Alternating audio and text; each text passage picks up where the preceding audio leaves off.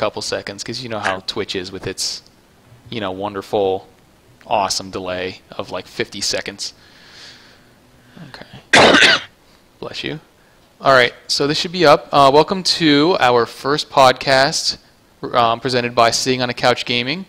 This is called Into the Nexus. This is our first podcast and our first episode. I want to introduce everybody here first. First, we have Mr. Chief Sarkhan. Say hi, my friend. Hello. Then we have Airwolf. Would you mind saying hi, sir? Greetings, Star Travelers. Nice. And Voz. Say hi, sir. Pleasure. Awesome, awesome. So today in our discussion, this is our first episode, we're going to be discussing the basics of WildStar, such as the classes, a little bit of the crafting, the combat system, how it all differentiates between different games. We'll delve a little bit into like questing and whatnot, but there's really not much to discuss there since it is the same as most games. And then finally we'll be discussing the payment model because it is a little different. All right, so our first topic we're going to be discussing with is, the generalized features, which is, I need to know your guys' opinion on, because we're going to go into the meat and grits of the combat system, right? We've noticed the combat system revolving heavily, if not completely, around telegraphs. I've played up to level 30 in open beta, and I was huge into arenas and whatnot, and I couldn't find any skill that was tab targeted on me. Like if it was missed, it was missed. If it hit me, it hit me, obviously. Now, of course, lag played into it a little bit, but they've ever since then optimized that. I want to know your guys' opinions on what do you guys think about the combat system in this game versus others, and if it's a step up. If you want to start up, Airwolf, sir? Well, for me, I love that question because I think that's the first thing people do is they look at the telegraph system, and it's very easy to go, well, it's just, you just stay out of the red, right? That's kind of the first thing that people say, well, that's easy, you just get out of the red. As you progress through the game, you figure out real quickly that it's a lot more than that. Stephen Frost has said if telegraphs are training wheels, those training wheels will melt your face. The game gets insanely difficult. The entire room becomes a part of the combat field. But here's what I like about the combat. I, of course, was a longtime World of Warcraft player. But one of the things I liked about Guild Wars 2 was to be able to move while casting, some of the dodging mechanics, and I thought, boy, if I could get a good old traditional MMO with some solid movement combat, that would be amazing. And here comes WildStar. So for me, the combat system works with the game, especially since I've spent quite a bit of time playing it. It's second nature now. It's actually hard for me to play other styles of combat now, but I think it works very well. Awesome. Yeah, I completely agree. It's people say stay out of the red, and that's pretty much the gist of it, but it's a lot harder than it seems. All right, Chief Sarkhan, my friend, would you mind giving me your opinion on it? What do you think about it? Well, just to keep going with what Mike said, yeah, the initial impression anytime you say telegraphs is you're just making it a kiddie game. And, well, I learned very quickly that, not only does it melt your face, but it changes the dynamic of the fight because you're going to have telegraphs coming out the front, the back, the side, the top, the bottom, from behind you on these creatures. And learning that just changes the entire world of how you play. I got very used to, as a mage in World of Warcraft, I would stand on the side of the fight and I'd just shoot fireballs. I didn't have to worry about anything because if I picked a safe spot, I was pretty much safe. That hasn't happened in WildStar because a telegraph might come right up under your feet, because the way it portrays, and not all telegraphs means it's coming from the mob to you. It could be from you to the mob. It could be from the middle going out. It's spinning circles. I mean, it just makes combat feel like you're actually there. You're actually in it. You have to react. If you get a sword swinging at you from the left, you want to move right, or you want to jump back. That's what telegraphs do for you, and that's what most people miss about what WildStar has done with the telegraphs. They just instantly dismiss them as, oh, you're making it easy. And like Frost said, oh no. You get into a raid, you're going to say, yeah, I got to pay attention not only to the red, but the green, the blue, where are they going, what they doing, and oh, what about the stuff across the room, It's not just the boss. there's world effects that are also putting out telegraphs. So it gets insane. Absolutely. And just to reiterate that for a quick second, these telegraphs, they don't just sit still. They do move constantly, and they're fast, very fast. And they're almost instant. So if you can't react fast enough, you're going to get hit, and it's going to hurt. All right, Vaz, my friend, I want to hear your opinions on this. I mean, just like you said, it's fast. Like, it's action, like, oriented. Like, when I played Guild Wars 2, it'd be like, oh, the skill's off cooldown. I should press it, because more damage. But with this, like, I'm always on my feet. Dodging is a huge part of it. Like, you're always trying to move out of the way of something. You're trying to do everything. Like, if you see a bunch of people in front of you, what are you going to try to do? Are you going to, like, dodge back? Are you going to try to stun them? Maybe do a lot of damage? You know, like, you're always thinking of other things to do that can benefit your team more. I mean, personally, I think it's the best combat I've played in a long time. Absolutely. It is. It's pretty solid, isn't it? It allows you to not just sit in a place. Obviously, you know, the whole MMO adage of get out of the fire, right? That's quite common and understandable. You know, did you say something? Did you, Airwolf?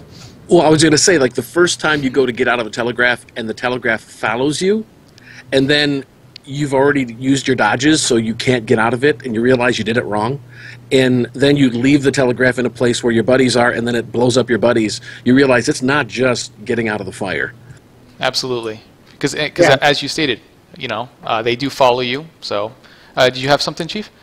Well, I was going to say, and that getting tagged by a telegraph doesn't mean it's over. You might get hit with damage, but now it puts a debuff on you, like you said, and if you go too close to people, you set off an electric charge and you blow up your friends. Or after a certain amount of time, you're thrown up in a whirlwind up into the air, and now you got to worry about fall damage on top of the fact that the telegraph is long gone. It sets you on fire. You know, telegraphs are just the beginning of the fight. It just tells you what you need to try and avoid or compensate for, but it's not the end of the battle, because once the telegraphs are gone and you think you got a spot in between, you better pay attention to the debuffs that are also happening as a result of those telegraphs. Mm-hmm. So, yeah, so it seems like just a plethora of constant moving telegraphs that follow you, and if you don't lead them correctly into a safe spot away from your friends, they're going to get hurt on top of you. I mean, and the reaction speed needs to be very quick, because as soon as you see it on you, just can't say, oh, I got to count to 1 and then move, because a lot of these move so fast that if you're that slow, you're going to get hit regardless. So this game allows for constant movement, not just sitting in one spot, not just sitting out of the fire, quote unquote, every so often. That's not how it works anymore. You need to constantly be sitting out of the, you know, getting out of the fire. And then, you know, if that fire is following you, where do you put it? You don't put it at your friends in the raid, because you're going to wipe that raid. You got to run away into another spot, and hopefully maybe they'll pull you back. You know, it definitely allows for interesting combat mechanics. and you got your friendly telegraphs too that you got to take into account, because you may need to eat a bad telegraph by standing in a good telegraph. Mm-hmm. That's true, absolutely. You got to take into consideration your healers, you know what I mean? Because they're going to be healing you, and then you constantly flopping all over the place. While yes, you do avoid the red telegraphs, it makes it harder for your allies to heal you. So it's kind of like a double-edged sword in that regard. Okay. And you guys have anything else on the topic of combat? Awesome. Okay. So we're gonna go. We'll go a little into the next topic of crafting. Hey. You know, the funny thing is, I didn't get to do much crafting. Or I'm sorry. Well, actually, I take that back. I didn't do it because it was by choice. I just got to level 30 as quickly as I could and then went to PvP. But I will say this, and this is just from my, just from experience, crafting is very viable until raid gear. It really is. I can honestly say the level 30 stuff I was getting from PvP drops in the vendor were nothing compared to the stuff I was getting craftable. So for instance, I got a sword that I found off the auction house that was a drop, had about 320 some odd assault power, level 30. My friend made me a sword, same level, with 525 assault power from crafting. Huge difference. So, again, I didn't delve too much into it. You guys probably have more knowledge than I do. But I can honestly tell you, no. I can honestly say that it's very, very viable. So we'll go across. Airwolf, if you want to tell me your experiences and what you think about it. My experience with crafting. So I'll just kind of spill it out. I have incredible knowledge of crafting. What I do is I go to wildstarfans.net and hit guides and click Chief Sarkan's basic guide to crafting, and just use that as a reference. Because I'll be honest with you, there's so much to it. Chief and our friend Anres, I really lean on them because it's very deep, and so I will defer to Sarkan here on this one because I did mostly gathering, leveling up, and I would let other people do the crafting, and I would just give them coin for it. So I'm the consumer to the producers that are in the world of Nexus. And we, the econ people, love you for being a consumer. Sounds like you're just tossing it off to the next guy. That's okay. I got nothing. Honestly, I really don't either. Again, Chief, please tell me you got something besides it being viable. So, WildStar took a new spin on crafting that I think is really appealing with for the now I'm going mind blank here. You got your coordinated crafting and you got your circuit board crafting.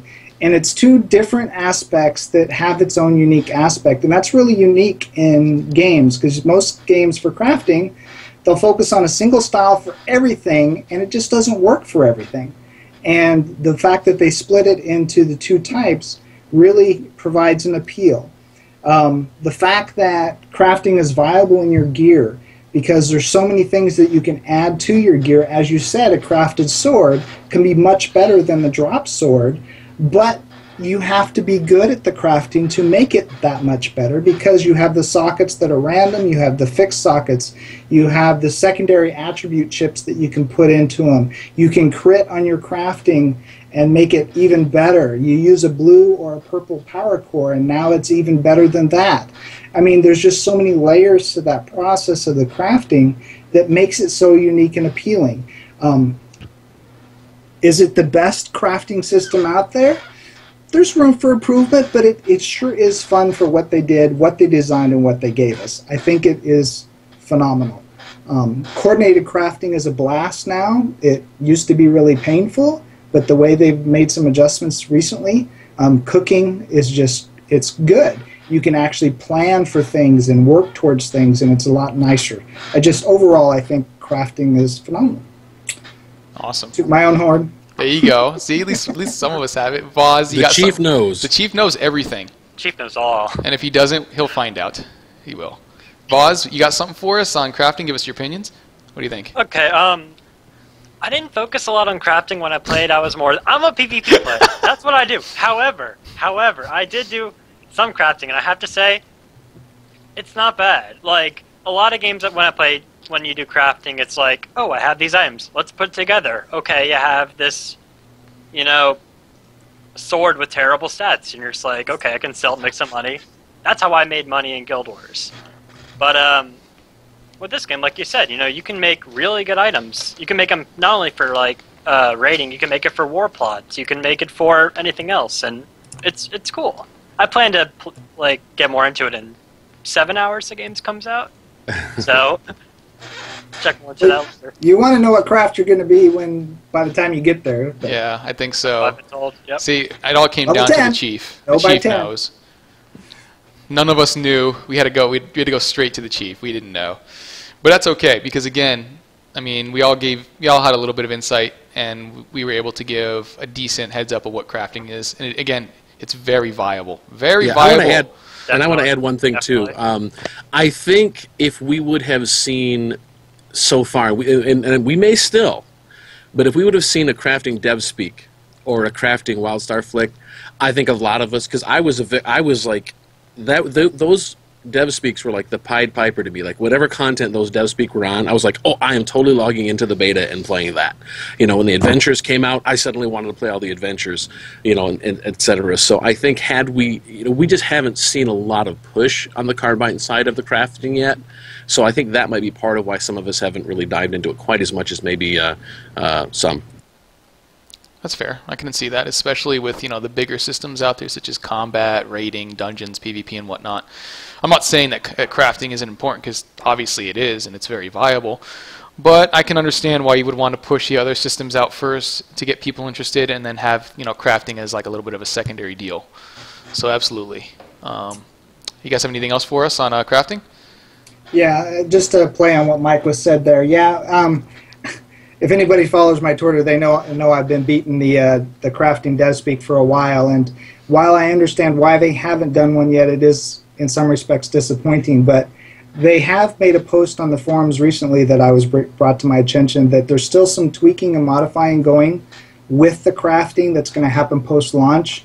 So I really hope that once they finally finish those last little pieces, that they'll actually finally give us a dev speak, or at least an updated post on the website, because they don't even have crafting as a drop-down on the main website. And like Mike says, the lack of advertising is not making people excited. If it wasn't for Onres and I just being excessive, compulsive, crazy idiots, screaming at the top of our lungs, craft, craft, craft, you know, they're not getting the newsworthy networking going that they could have. Because they have a phenomenal system. They just need to make it on par with everything else as far as appeal. Flaunt it. Flaunt it if you got it. That's right. You got it. You flaunt it, yeah. All right. We will move on to the next one. This one's a little lighter of a topic, but the questing. Again, from my personal experience, they took the old school questing system. They kept it, obviously, but they improved on it a little bit, such as being able to, you know, get, you know, experience and credit for fighting with somebody else who's outside your group, which is huge. This especially is true with world bosses and whatnot. If you can't get a group or you don't have one or it doesn't even matter to you, you know, as long as you put in some decent contribution, you will be rewarded as such.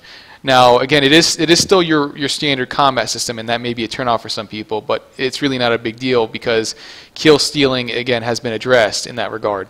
You can still get credit, but again, you know, it's something that, you know, could have been improved on a little bit. It was improved on in the more important aspects, such as kill stealing and tagging, which I thought was a little bit of a pain in the butt back in the day. So, what do you guys think about it? Come on, Airwolf, what do you got?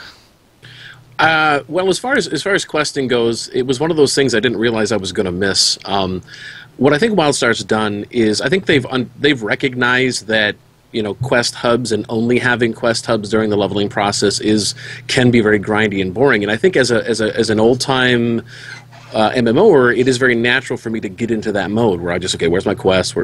And then all of a sudden, here's a challenge quest. All of a sudden, here's a ship hand mission. All of a sudden, here's a path mission. All at the same time. Mm-hmm. All going on at the same time. And so, and then, you know, for example, I mean, some good old, you know, you'll find these, you know, for me, I love to read the lore, so I'll find these lore books and I'll find these comic book pages. And so for me, there's been so many layers added to the leveling process where, yes, if you get tunnel vision and you just worry about the XP and the questing, I agree, it's going to be just like a traditional MMO. And for some people, that's what they want. They want to go out there and just pound through the levels. But for someone who's looking for more, it's definitely there.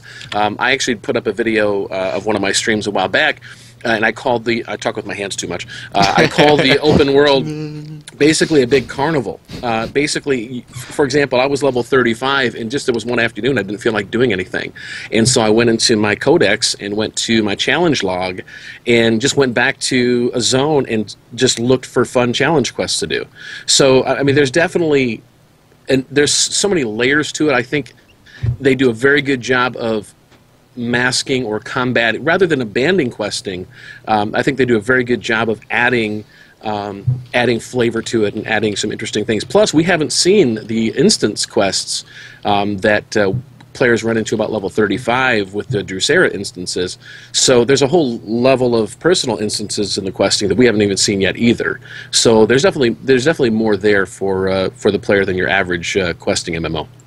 Absolutely, absolutely. And again, I completely forgot about that. Again, from your path quests to just the randomized stuff you're going to find along the way with the challenges like challenge begins or, you know, like that, which is really neat because you get those different rewards from it. You know, bronze, silver, and gold, and then the rewards will correspond with that, which is really, really cool. On top of a decent experience bonus and a lot of money. So, all right, Chief, what do you got for us? The Chief. So, I actually like questing, and I don't mind quest hubs. I don't mind the grindy game, but I think WildStar did a phenomenal job of making you have the traditional style questing system, but let you choose how much of it you want. Not necessarily in how many quests you do, because they're there. You can do them if you want or not, but it comes down to even reading the quest text. If you don't want the lore, you can skip it. If you don't want to read the quest dialogue, you can skip it. You're still going to be able to get the quest done. The fact that they layered questing content based on your playstyle, because you got the paths in there, you got the challenges, you've got all these different aspects, and none of them you have to do. And that's the key difference that most people look at this and go, oh, it's the standard, just run to here and do a quest system. Well, it's not, because if you just want a PvP like Mr. Voss, he's going to jump in the battleground and we're never going to see him again. He's not going to do that. He'll be 50 and he'll be like, what was that quest in Baradun? I've never been there. You know what I'm saying? Right. You have that option in WildStar, and that is a huge improvement above and beyond. And you can say, well, it's still the traditional questing system. It works. I'm sorry, it works. Right. Regardless of what most people will say, the average person likes a quest, likes a quest hub. They like to know where they're going. They might not want to read big, lengthy dialogues. They may not want to watch a video that's telling them about it. They may not want a voiceover. But every aspect of that type of questing is in the game at some point. It just depends on what you want out of it. Absolutely. And again, and just to put that out there, you can also level straight from PvP if that's your game. You can get experience from that, from matches, arenas, battlegrounds. I don't know about war plots because I haven't gotten into those, but again, those are your three facets of PvP. All right, Voz, what do you got for me on the questing system, sir, Mr. PvPer? All right, so you guys know apparently I like to do PvP, but I was impressed with the questing system of WildStar. Like, I thought it was going to be like, kill 10 rats, go deliver blah to blah. But while I was doing it, you know, they add a lot of fun features to it, like the side soldier missions I was doing. You know, like, kill this huge boss, or like double kill, triple kill, like multi-kill. Just like, this is fun, you know? Like, it's a lot of fun. Like, while you're doing your quests, you can do them and you're just like, okay, I'm going to get these as fast as possible, get my XP, next zone. But while you're doing it, it's a lot of fun because there's things you can do around that you wouldn't normally do in any other MMO. So WildStar really did a good job, I think, personally, with questing and just making the game fun. And one thing to add that I forgot to mention, that when you do all those quests and you get those triple kills and those whatever, that's giving you perpetual buffs. That's giving you momentum rewards, that while you're questing, you can actually quest and level faster because you're doing things at high rate of speed. They're rewarding you for being successful, for being it more challenging, taking on tougher mobs. Grouping up gives you a special currency to make it you all go even faster. So there's so many different ways to approach this. It's not the, well, I'm just going to solo the whole game if you don't want to, but you can if you want. And so it's really awesome the way they made questing in the game traditional with a spin. There you go. Exactly. That's a good way to put it. Nice. Well, that's perfect, man. Absolutely. Again, just to reiterate, you know, sort of like standard questing, not necessarily what you have to do. There are definitely different ways you can approach it through your challenges, standard questing, you know, your path questing. Again, that is another set of way to level up, by the way. Your path, that also levels up, has a separate level system to it, which is really freaking neat. Do you guys have anything else for questing? Not questing in general, but like you were saying about the paths, like each of those paths gives you a lot of skills that you can use. Like, I remember when I was playing with the Explorer class, those flags. Those are awesome. I love those. Yeah, it made questing awesome. There were like these flag things around the area where when you're on top of them, you get this speed boost, and it keeps on stacking up, and you're just like, I'm running so fast, you know? It's nice. It definitely is. And what's nice is when you're questing with your friends, as soon as you trigger that flag, that speed buff opens up for anybody that's in that area as well. They can use it. So it's definitely something you can quest with friends and give that benefit to them too. Absolutely. Absolutely. Again, you know, taking that sort of standard system and making it and polishing it better, because sometimes it's like the old adage of, if it ain't broke, don't fix it. You know, it wasn't broken, but you can always make it better by adding on to it. So absolutely. All right, so I guess we can move on to the next one, which is, this one's pretty nice, raiding, or raids in general, which, all right, I'm just going to put this out there. I'm like Voz. I'm a huge PvPer. That's really what I just do. I don't really do anything else, honestly. But I can honestly say, and with the raiding in this game looks amazing enough to make me want to try it and actually want to do it and be, you know, efficient at it. And I can't really say that much for any other game that I've played, because again, it goes back to some of the videos, one of the videos they posted, which is if you die, you know why you died. There wasn't just some random proc on you that killed you. You sat on this telegraph for too long, or you got hit by it. You died from that, so you understood, and you know, understand where you can work from there. So, as mostly a PvPer, and this, I would think this would go for anybody because of how challenging it can be. It is a lot of fun. It does bring back the old school drop system, which is fine too. I don't believe there are any tokens, at least not yet.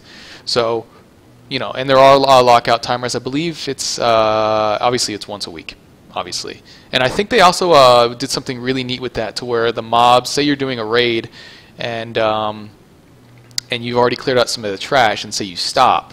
I don't think the trash actually respawns. I believe, again, you guys are gonna have to quote me on this, that it stays empty until you get to the boss. That way you don't have to keep, you know, running through that trash again. But again, just to reiterate, again, because I played Dungeons, which is like a mini version of raids, and I thought I had a blast. So, all right, Airwolf, what do you got for me, dude? What do you think about the raids? Well, we've, you know, hopefully, you know, folks that are watching, if they haven't already, watched the raids dev speak, because it really does paint the picture of what raids are in WildStar.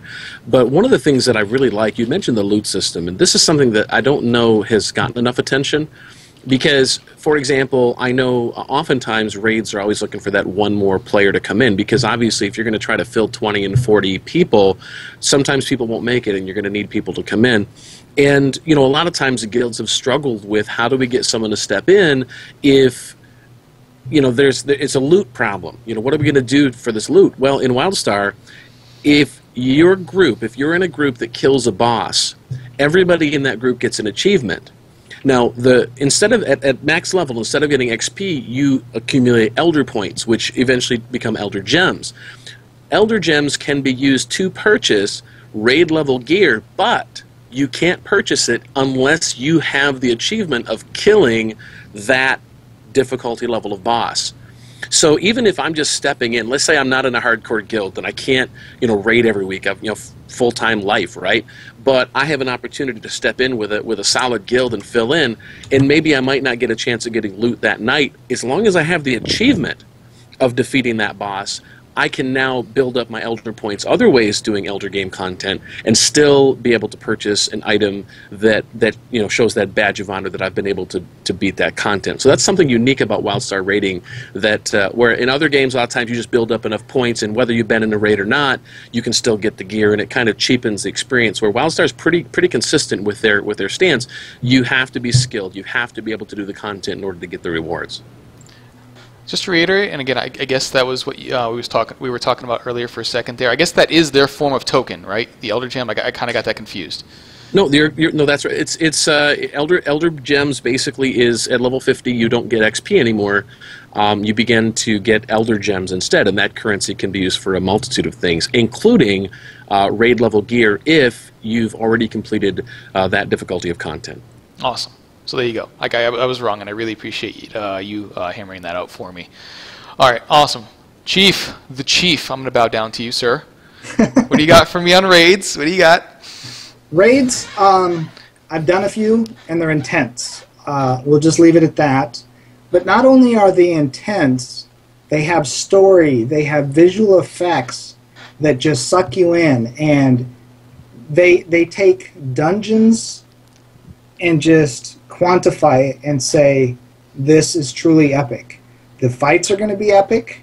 but where you're at, what you're doing, what you're seeing is also epic. You've barely tasted what you're going to see in a raid on the raid video. They showed you so much of it. They didn't show you the lead-up areas. And, oh, by the way, there's hardly any trash in raids. Everything is for reals. There's very few just, oh, that's just trash. Nah, there's not a whole lot of trash in WildStar in dungeons or raids. I mean, pretty much as everything's required. Because you got to remember, in those areas, there are also quests that are happening that you can choose to do. So to call trivializes it, because your first dungeon, you get the trash is an extra bonus to achievement and gear drops that you get just for being in there. So on the raid gear, let's not forget you have gear that can be upgraded. It's not just, well, I got this sword on this raid as a warrior. On the next raid, I'm just going to replace it with a sword from that raid. Oh no, you attune the thing. You upgrade the thing. You get to where you're improving what you've already earned, so it doesn't feel like you're necessarily replacing something completely. Now you may, because you might get the same thing again but with different stats, and you want to improve that one instead, because gear and stats, everything has a certain level of randomness to it, especially with rune slots. You know, you can have up to 5 rune slots on any piece of gear. Well, if you got it with a 3 rune slot, and the next time you actually get lucky and get it again and it's got 5, you're going to want the 5. It's just, that's serious progression. But, you know, there's all those different elements to it that's above and beyond just, can I kill this boss? There's just so much going on. Right. Absolutely. And again, to reiterate on that, you're not just looking, again, at a ton of trash, because, again, there's very little and far and few in between. And what you were saying, Chief, about the quest, and this goes back to dungeons as well, is there are little side quests on the side that you can do, give you a little bonus at the end when you're finished, which is really, really nice, and I think that a lot of people would want to do that anyways. So you really can't consider it trash because of that. But yeah, just, again, a little bit of randomness to it, constantly wanting to, it's especially important for those who want to min-max their character, which I'm sure a lot of people are going to want to do. Just constantly getting just the perfect amount of stats that you need, the right amount of attunement slots, you know, so it definitely, you want to maximize that for sure. Well, all right. And there's one last point on the raids too, is you come into a boss, just because you fought it one way this time, you come in the next time, it may do something different, or there's a slightly different boss that's going to be in this dungeon. So raids are mixed up, and it's not going to be just learn the fight. You got the telegraphs that can make it different, but the telegraphs might be completely different. You can fight a boss this time, it might be doing all these fire attacks, and the next time you fight it, it's doing all these wind attacks. You can't, nothing is static. And I think it's what makes it so important for people, is that dynamic and flow of the combat. Absolutely. Vaz, my Mr. PvPer, sir, as someone who may or may not be doing raids, I hope you do. What do you got for me? Surprisingly, going off of what the Chief said, like, I have done some raids, and I have to say, like, it is really active. Like, compared to, say, like, World of Warcraft, where you have, like, your tanks in the front, your healers spamming, trying to keep people alive, DPS in the back. Like, everyone is playing their part, and, just, like, God, how to explain it? Okay, like, pretty much everyone's responsible for their own actions. It is not easy to finish a raid. Like, if one person messes up, it's over. And, like, I wish I played more raids to go more into this. All I gotta say is, like, it's not easy. It's a challenge. I played about 4 or 5 raids, and they were tough. We only finished it once. There you go. Spoken like a true PvPer. Hey, but we have PvP raids now. Come on now. Yeah. Get your piece there. You're right. Come on, man. I'll get into it. You get 7 hours. 7 hours. That's, man. It's true. You do have There's that. a line out there. I was fishing for you, boss. Come on. I'm sorry. The Chief was trying to help you. You can't deny the Chief. I failed you, Chief. Yes, you did. You failed the Give Chief. me a try, please. But it's true, and that's sort of, I guess you could say that's kind of like raids for the PvPers in a sense. You know, that definitely falls into that category of 40 versus 40 war plots. So I guess I can definitely see that. I don't know the benefits. I'm not sure. Besides, you know, decimating the other team's war plot, I'm not exactly sure what else you get in terms of rewards. So it's a little, I'm a little, you know, cloudy with that. If any of you guys have any idea what you get from them, aside from, hey, we just beat you, you know? There's a ton of PvP rewards that comes into the war plots. The ability to upgrade your war fortress even more. You got the overlap with the PvE, going into a raid and capturing a raid boss and bringing it back to your war plot. So, you know, PvPers are going to want to do a little bit of both. You know, you got all these elements that overlap. It's not one or nothing. You know, you want to do what I consider a PvP raid, and that's a war plot. You got to build the thing, and you got to go out and fight, and it's, you know, who's the champion? That's right. Right. Plus, you've got a whole progression system. You've got a rating system. And so the higher your rating, the higher accessibility you have to PvP gear. You gain Elder Gems, which is the same currency you get at max level. So there's definitely a progression with war plots, just like there is with raids. It's just done by stomping your enemies on the battleground instead of killing a boss. Fair enough. And you kind of have a little bit of killing a boss in there too, when you can, you know, you can get one of those and fight it for your side.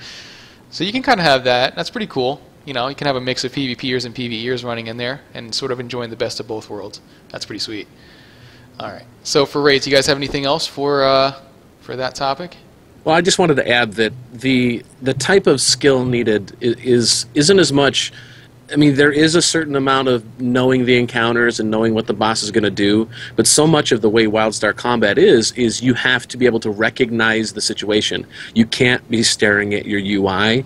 You can't be waiting for a deadly boss mods add-on to tell you what to do next. You've got to be able to recognize where's your healer healing, where's the boss attacking, where am I standing, where am I in relationship to my teammates. And it's about recognizing the situation. And the fact that they're going to be changing some of these encounters week by week, you're not going to know what those bosses are going to do when you get in there. If you're smart and you know how to play your class and you know how to work together and communicate, then you'll do better than someone who's just looking for the dance to memorize. And there's going to be quite a bit of dancing there, more than probably anything I've seen, just from constant movement. So it's going to be pretty crazy for sure. Yeah, and you got to add to that, a 20 and a 40-man raid isn't a matter of 20 people going toe-to-toe with a single boss either. Each encounter has unique situations where you can't necessarily, like in WoW, have one or two dead weights that you're just tagging along, because you might have a fight that says, oh, well, I need 5 or 6 of you to go over here, and then 6 or 7 of you go here, and the other is over here for a single boss. You have so much going on in a room that you can't just be one of those tagging along. Everybody's got to participate. Everybody's going to have to be effective, like Mike said, paying attention to all the different things, because you may have to bring multiple pieces together at a single location to affect something. To even be able to damage a boss, you might have to do all these different activities, which means you split your raid, and you have to be flexible enough to recognize, oh, wait, something just happened, we need to peel off, you know. Right. So. And that's going to be huge. Again, just to go back to one of the videos, again, just when they highlighted raids, it definitely showed that in regard, especially with telegraphs to where it's destroying the room. And the last thing you need is like multiple blank spots all over the room, and you can barely move, right? You kind of got to coordinate it so it kind of like just for an example, like go on the outside and then slowly work itself in, so you have as much room as possible to move around, and not just like, you know, here's a spot and then there's nothing to the next spot and then here's a spot. So being efficient in that too is definitely going to be huge. So absolutely. And that's going to be part of what you said, Chief, is splitting up your raid. And it also comes down to personal accountability too, because once you split up that raid, it's up to that group then to make sure everything goes smoothly. So there is going to be a lot of coordination that's to be had for sure. Okay. All right. That's awesome, isn't it? It's going to be great.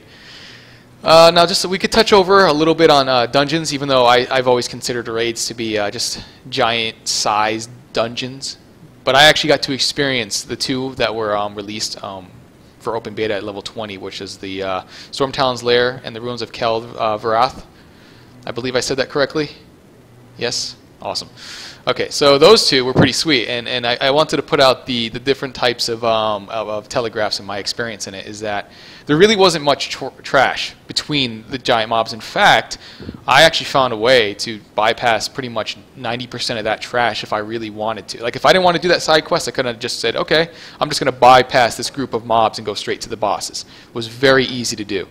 The bosses themselves, like, I'll just put, say, the end of Kel'Varath was Forge Master Trogan. I don't know if any of you guys play Toho or the bullet hell type games. I played Toho. Did you? Yep.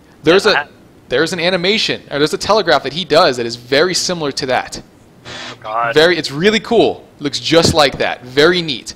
So not only do you have just like regular telegraphs in general, you have these very interesting telegraphs they take from other games, and it's very surprising to see and a lot of fun. So that was just from my experience, and I want to hear your guys' experiences as well. So Airwolf, what do you got for me, my friend?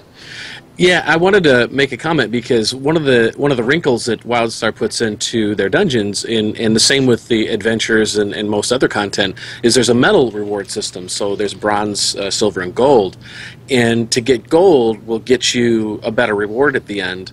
And to do that, you're going to need to do a lot of those side missions and quests. It's not about just getting through. It's not about just rushing to that end boss, because I know a lot of times we'd be in a guild and we'd ask our, in a group going in, we'd say, hey, what type of run is this? And of course, in the beta, sometimes we wanted to do a gold run, sometimes we just wanted to get through it. But the reward again has to do with how well you operate in the dungeon. I spent a lot of time in Storm Talon's lair. I really like that dungeon. It's through the tuning process. I think they really did find the sweet spot. But I can't tell you how many people went into this first dungeon at level 20, just assuming that it was like a level 20 dungeon. It's a level 20 dungeon. It's the first dungeon, right? And after the first boss, and it ends in tears. The response is typically, "Oh my gosh, they are not kidding." You really do have to know, and sometimes it's just as simple as not knowing how to interrupt, because that dungeon teaches you how to use your interrupt skills very much. If you can't interrupt, you can't do that dungeon. If you can't coordinate 3 or 4 people to use interrupts at the same time, you're going to have a bad time. You're going to have a bad time. Know that. No, it's true. You're right. Absolutely. Don't take it lightly whatsoever. They are essentially just like smaller versions of raids, but the telegraphs hit just as hard. And in some cases, they're just as hard to avoid. So don't take it lightly, especially since all those dungeons have an Elder game attached to it, ergo veteran versions at level 50, which are much harder. So, yeah, just take that into consideration. Chief, the ultimate chief, what do you got for me? So I'm going to take this back a step. So you got to look at the way WildStar designed everything. And so when you start off from the very beginning, they're teaching you how to get ready for the next step.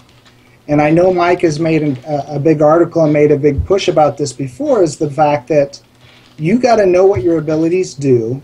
You need to learn how to pay attention to telegraphs, and each thing you do gets you ready for the next steps. Your first path missions are going to start getting you ready for that first dungeon.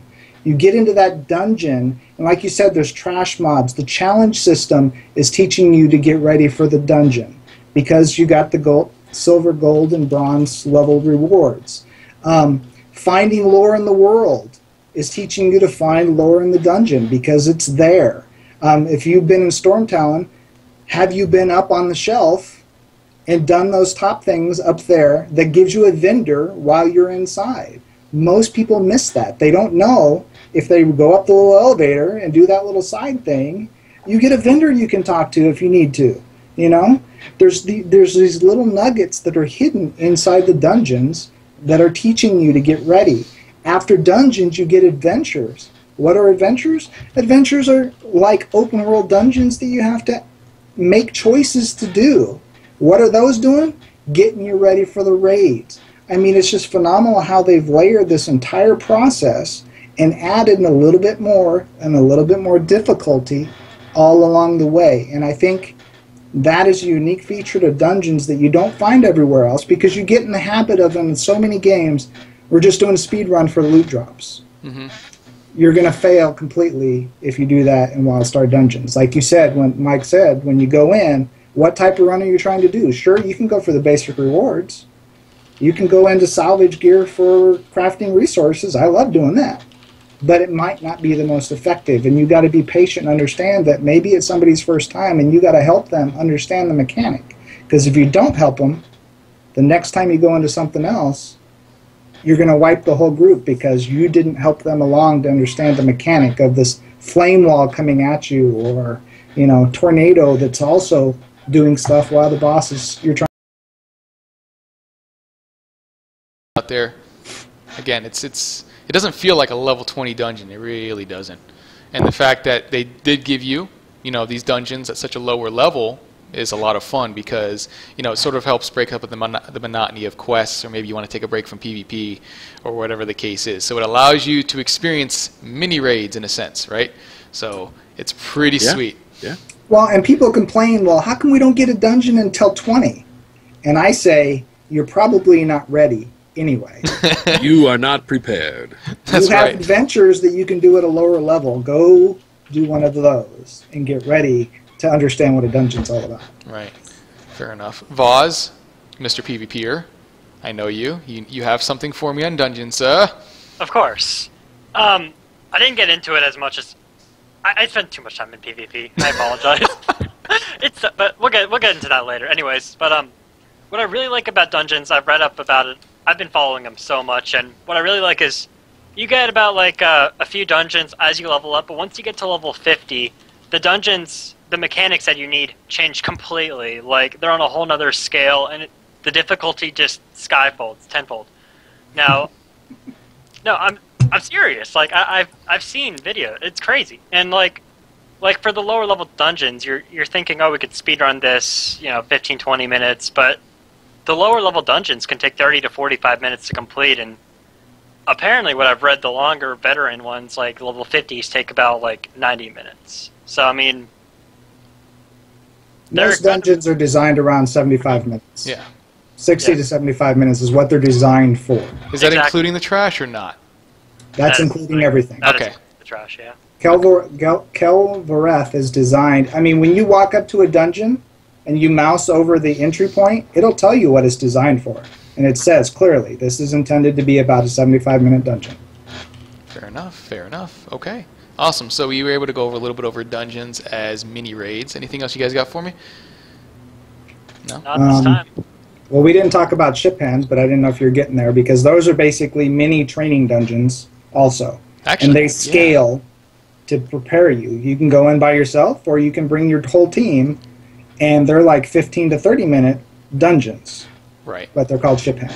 So I didn't get to experience ship hands, and that's actually a good point. Let's go over that, because, again, unfortunately, I had literally no experience on ship hands. I haven't done one.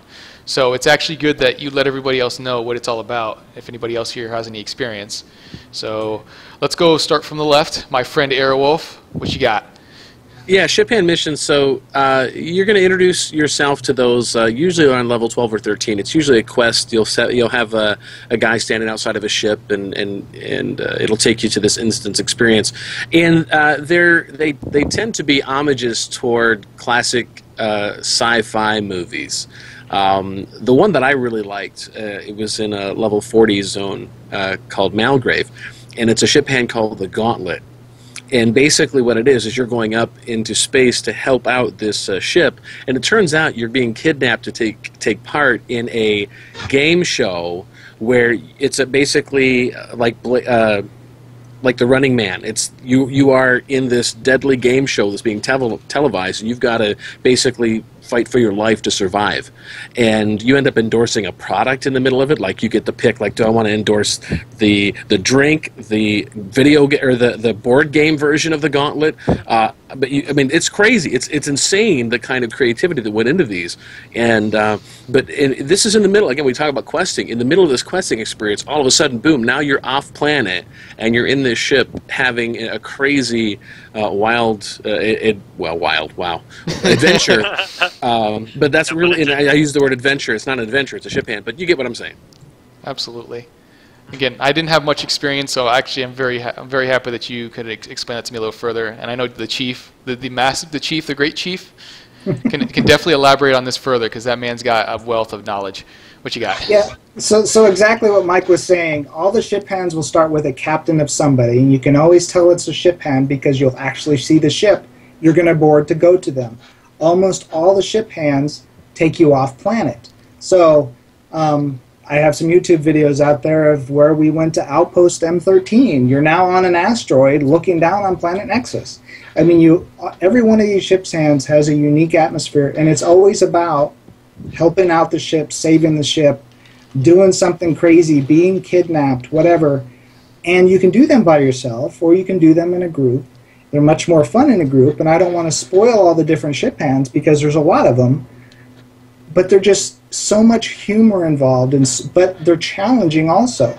The one Mike was talking about, the first room will melt your face if you don't pay attention to the floor and where you step.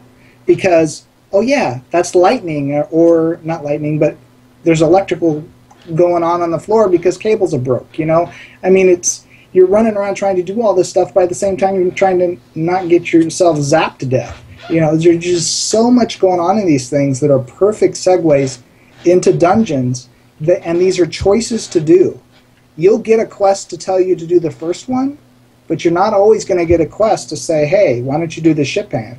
There'll be a guy standing there, he'll offer you a quest, but if you're one of those that doesn't like the quest, you're going to walk right past the guy and not even realize it's a mini dungeon for you to go do. So, again, wealth of knowledge spared between all of us. More so PvP for Vaz, but he knows things. He's a smart guy. But do you have any knowledge on that, dude? Because again, like I said, I have zero, so it's falling on you three.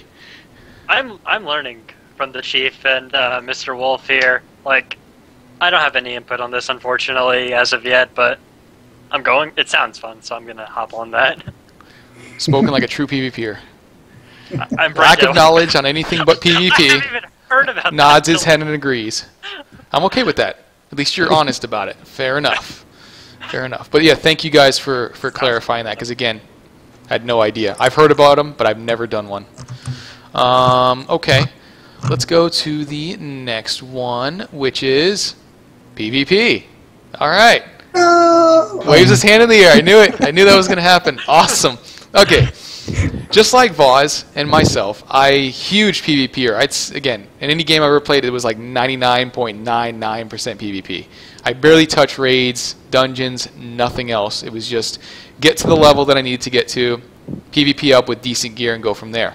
And that sort of stays true to how this game works, at least for me as well. I mean, I'm still mostly going to be PvP, I'm sure, like some other people. But I can honestly tell you, at least from I've been able to play both battlegrounds and arenas. Battlegrounds are really cool, nice little little bit of fun with a nice little capture the flag mechanic, as well as I believe the second map is a domination mechanic. Is it? Or am I getting that mixed up? It's a capture mechanic too, but it's a capture. It's a 3-point capture thing. So yeah, it's like Guild Wars 2. Right. PvP kind. So yeah. And again, it's just like, it's pretty much almost like if you're fighting in raids or any other boss. Again, you got to watch the floor, watch the telegraphs, right? So utilizing your skills in an important manner, baiting out CC or baiting out, strong CC breaks and whatnot, and utilizing it and see, hey, look, my target has interrupt armor. I'm not going to CC him until that goes away. So utilizing your team's mechanics is a lot more important in this game because it falls back to the tried and true combat system of telegraphs, to where, again, nothing is going to kill you that you can't see. You're going to see it coming. You're going to see it coming with this telegraph, regardless of how long or how wide it is or how small it is. You're going to see it. If you avoid it, you get rewarded with not only avoiding it and completely mitigating that damage, but on the flip side, they may have wasted a long cooldown, right? So utilizing that, and again, utilizing that to your best benefit for you and your team is going to be crucial, especially for arenas. I wouldn't say so much for battlegrounds, because it definitely feels like it's more. It definitely has team aspects, but I can definitely see arenas, either be 2s, 3s, or 5s, where you have to utilize your team support a lot more closely. Yep. Again, I had a lot of experience. I got to play a lot of arenas when I was at 30. I loved it. It was an amazing experience. So I want to know what your guys' experience was from it, if any of you guys have played it. So, Wolf, what do you got for me? Well, you can see casted or channeled spells, but instant spells you really can't see coming. So you don't, like for example, if a medic is about to stun you, you really can't see that coming. So there's still, you kind of have to know what class you're going up against as you're fighting. I typically play warrior, so I definitely rely a lot on my tether, my kick, to try to interrupt the casted spells, because I can't afford to just run away out of the telegraph. If I'm on a spell slinger, I can't afford to just avoid the color. I have to stay close up, right? Now, I definitely don't claim to be a expert PvPer. I did mostly Walatiki Temple. I have some experience with the Esper in the battlegrounds, but ultimately, for me, it's watching it on a stream is not the same as playing it in the game. To me, when you're in the game, things make a lot more sense. I think it doesn't translate necessarily really well with all of the telegraphs on. I think watching it on the stream, I actually sometimes, for example, I think War Plots, I can't remember who did it, I think it was War Plots, that did a dueling tournament, and whoever was televising it turned the telegraphs off so you couldn't see them, and it was very fun to watch these other players fight each other. But when you're in the battlefield fighting, it's very nice to have them there. So it's a very different experience, whether you're fighting or you're watching. I want to add too, one of the things about PvP that I really like is it does seem to be attracting the competitive people that want to win, because it does have an elo system where you can build up your rank and get gear. You're not just going to just tally a bunch of points and all of a sudden have great PvP gear. You have to earn it. You have to show a certain amount of skill, whether that be battlegrounds, whether that be arenas, whether that be war plots. There's no free gear. You have to earn it. Absolutely. And again, just to reiterate that, and thank you for pointing that, I kind of forget that, is that yes, there are those instant skills that will, again, I think it's more so on the CC side. I've never really been hit by a really, really, damaging, instant skill. So I guess, yeah, I can see that. And again, I thank you for clarifying that again, is that there are instant skills in that regard, but the majority, if not all of them, have to do with CC, whether you're rooted, stunned, knocked down, and snared. So that's where that falls into that category. As far as I know, very few instant skills that just hit like trucks. I mean, there are skills that definitely hit hard. A lot of them have to do with charging up, or maybe if you're talking about like Assassinate on and Spell Slinger, that hits like a truck too, but you can still see that telegraph. There's still that line that you can see. So it definitely shows, so for sure. And again, amazing experience. The Chief, Master Chief. Oh, I really want to call you Master Chief so badly. The Chief, my friend. Well, I'm what was not your a Master experience? Chief, but I appreciate the pay raise there. And I'm retired, by the way, so that won't happen. But anyway, so first off, for PvP, I want to give a shout out to Jen, because she did a phenomenal job of designing all the PvP systems to not only be phenomenal PvP, but make them appealing for the non-PvPers like myself. I haven't been big into PvP since Dark Age of Camelot. There hasn't been systems out there that really appealed to me from a PvP standpoint. I'm quite the opposite of you two gentlemen that love to PvP. I just haven't got into it. But there's so many layers in WildStar for PvP that makes it intriguing, because like Mike was saying, paying attention to the telegraphs, what you were saying about paying attention to the cooldowns, just because you're going up against another warrior, with some respects, there's going to be a couple of things they're going to have because of PvP skills. Otherwise, you have to pay attention to how they fight and what they do, because there's the limited action set that's going to define how they play and how they fight. You can't just assume your PvP, the warrior's going to have the following, and as soon as you see the sword swing a certain way, now it's your time as a caster to attack. They may not have that ability you're expecting. So you really got to pay attention to it, and I think that's really appealing, because World of Warcraft, I got so used to just basically button mashing for fighting. You run into the middle of things, you hit the same 3 buttons, and either you succeeded or you didn't. And, that's kind of a turnoff if you're not a PvPer that's into it, right? So, and I think the layered up all the way to war plots gives you that extra added, hey, I really want to get good because I want to go do that piece of the PvP. So, Absolutely. Again, it's different flavors for different people, which is what makes it, makes this game again so great. Is again, you have those both of those aspects, and again, for someone, who may be more interested in PvP and maybe not want to touch the dungeons or raids, there you have it. And even on a larger scale, war plots, there you have it. So, absolutely. Vaz, the PvP man, it's your time to shine. Yeah. You got this. What you got? got time for a nap? I have the same, but it's not fun to watch your friends play an MMO. It's always more fun to play yourself, and I think that speaks a lot in WildStar. Like, watching it, it's not the most interesting, but playing it, it's crazy. Like, I spent a lot of time in playing the Wadalaki, how do you say that? Whatever the temple thing is. The temple thing. Temple thing. And I played a lot of Stalker and Spellslinger, and it's really fun. Like, a lot of the classes in PvP are much more balanced than I'd say a lot of other MMOs are in terms of PvP balance. Like, when I was playing my Stalker, I went up against this Esper, and we had a great 1v1. When I was playing my Spellslinger, I bought a medic, you know. Everything is balanced and based more on skill than just, like, your class and build, I think.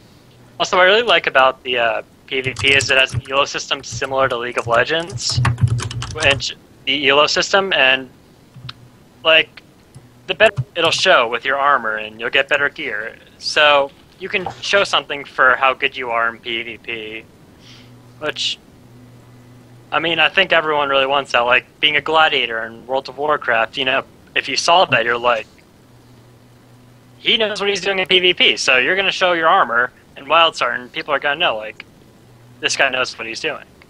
I mean, it's a lot of fun, not to mention, like, for instance, when I was playing in Battlegrounds, like, if you're playing a Stalker, there's so many things you can do. You can sit in stealth at the beginning of a match and win your base, because people are going to be invading, trying to take your flags. You can try to fight them to stop them, or you can go right for their base and try to steal their flags, or you can focus more on the middle fight at the start. You know, there's so many things you can do that can contribute to your team's victory, and that's what I love so much about it. It's not just like jump in the middle of this huge club, like kill everyone you can and then you win. You know, there's objectives. There's so much you can do. It's great. It's really fun. There you go. No, it does bring back to that regard, and I just wanted to reiterate is that team coordination is going to be key in this game. It's going to be huge for those who want to play it a little more competitively, especially which brings us back to arenas. I can imagine that would also come close to home with Battlegrounds if you actually have a team set up for that, for 15 people who actually want to do that competitively as well. I can see that as well. But again, you know, lining up your skills, baiting, you know, knowing exactly when to pop your CC break if you have one, knowing when to utilize interrupt armor, and seeing that your opponent also has interrupt armor as well, and not wasting any of your CC skills on a long cooldown. That is key. And relaying that information to your teammates if they don't see it is also key. So, again, while yes, the limited action set is going to be huge, and skill is going to be huge, what I think is going to be even bigger is team communication. Because you're not going to see everything by yourself. It's not going to happen. So, like, for instance, again, this is just me iterating, and I'm sorry if I'm going on a little too much about it, is say you know, a lot of warriors, because that's what I'll be playing, is some of them like to do a combination of grapple and kick. So you grapple 2 if you can, kick them down and burst them with your rampage. You know, keep in mind, does that person that you're about to grapple have interrupt armor? If they do, they're not getting pulled to you. You know what I mean? They may get rooted, yes, but they're not going to get pulled to you, and you may or may not have wasted a cooldown on a kick that you thought you had. So again, relaying that information and saying, hey, look, I'm grappling, I'm kicking, you know, and then your other team can help burst on that specific spot, which is also huge. So communication is key, at least again. It really stinks to miss with grapple. Yeah. It really, really, because it's so easy to miss. You go, oh, I got him. Oh, he moved. And now you're on cooldown. Yeah, it's got a decent cooldown too. It's 20 seconds. Again, it's something that you don't want to miss, something that you can't miss. But if you do miss, also don't freak out afterwards and realize, holy crap, I'm done. I can't do anything. No, that's not the end of the fight. You know, still responding accordingly to what the opposite team is doing is also key, and could obviously bring your team back from, you know, what may or may not have been a significant event, you know, that's detrimental to you guys. So yeah, again, I'm a huge PvPer just like Voz, and I just needed to put my point out there as just like you guys did, is key communication more than anything else, because you can practice, you know what I mean? You can get everything else down, but if you can't line up your CC and burst, what good are you? You know what I mean?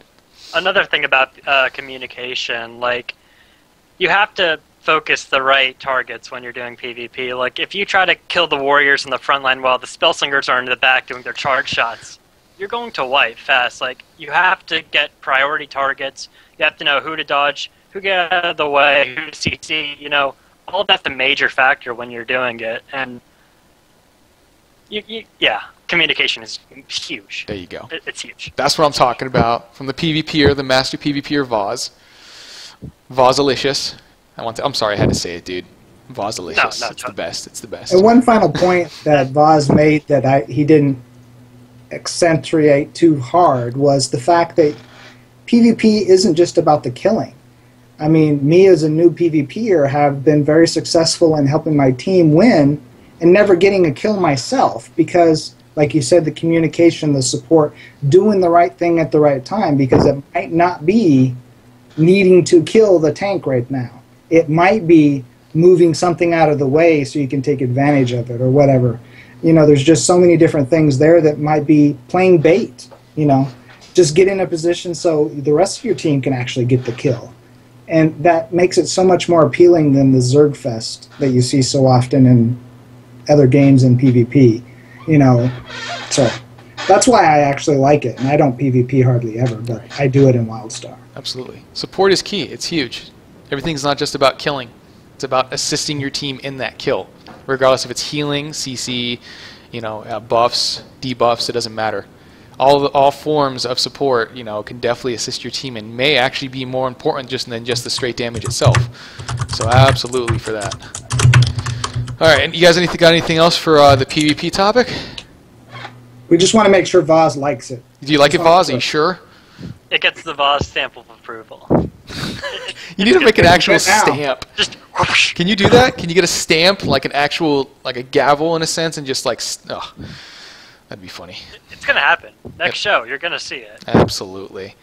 Okay, now the next topic. This is something that I just kind of put in here, but again, I'm sure you guys would love to talk about is add-on support. Add-ons. Holy crap.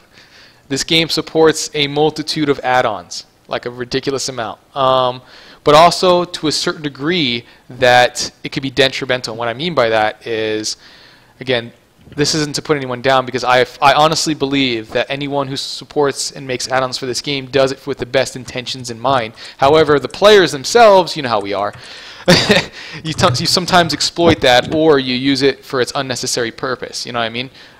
So, for instance, again, is utilizing a tool to where you can see someone even when they're line of sighted.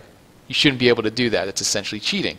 So, while I love the amount of support that they have in this game for add-ons. I have like 8 add-ons myself right now, at least, just for me. And I can imagine many people have even more because they allow you to customize pretty much every aspect of your UI. So if you don't like the stock UI, you can completely do a makeover if you'd like, and they completely support you for it. Same with, again, like, you know, highlighting over your opponents or looking for gathering materials or nodes around you, your map, your mini map, your regular map. I mean, there's so much stuff that allows you to, you know, modify. So this game's add-on support is huge. And again, I think that is also going to be just a huge positive for this game because when you have community support, not just from the game itself, but, you know, to assist you in modifying that game to a slight degree.